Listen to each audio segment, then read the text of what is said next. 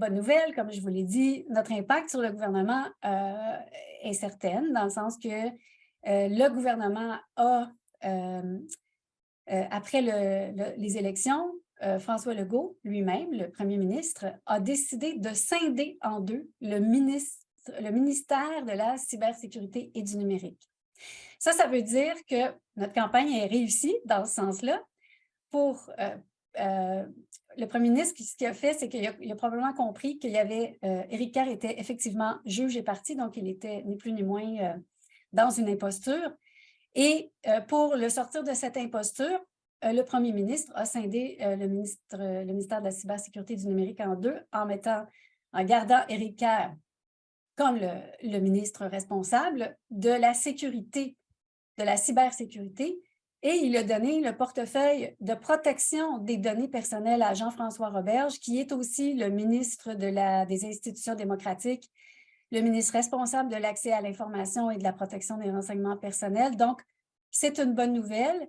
Par contre, il y a un bémol qui est que c'est quand même le ministre de la cybersécurité et du numérique qui va octroyer les budgets encore à la Commission d'accès à l'information et à Jean-François Roberge pour la protection du tout en ce qui concerne le portefeuille d'identité numérique. Donc, ça pose la question comment le ministre Roberge, qui est responsable de l'application de la loi par les organisations, par le biais de son secrétariat, comment lui va pouvoir protéger la vie privée des citoyens, des êtres humains que nous sommes, si Éric Kerr refuse toujours d'octroyer plus de budget pour assurer le respect de la loi sur la protection des renseignements personnels. S'il ne l'a pas fait pour la Commission d'accès à l'information, vous vous souvenez que je vous en ai déjà parlé, il a refusé de relever le budget à la Commission d'accès à l'information. Alors, on se demande pourquoi il ferait, excusez, une petite apparition dans mon écran, pourquoi il le ferait à son ministre, Roberge. Donc, on n'a pas fini de mettre de la pression sur nos élus.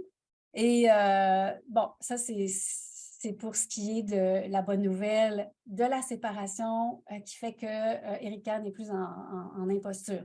L'autre bonne nouvelle de notre campagne, je pense, c'est donc le fait que dans le fond, suite à toute cette démarche, on s'est aperçu que les oppositions ont bien reçu notre message et que, dans le fond, ils devraient agir avec nous.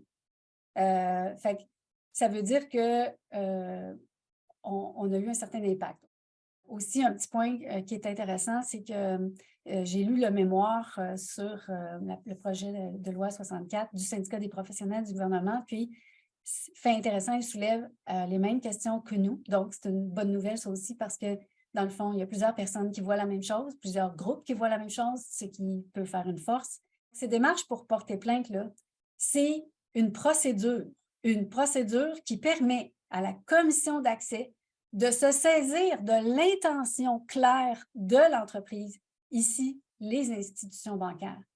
Donc, à travers cette procédure-là, il y a une lecture qui est faite, une interprétation qui est faite par la commission d'accès au cours de l'enquête. Et donc, ça, c'était l'autre bonne nouvelle, la commission d'accès à l'information a initié une enquête.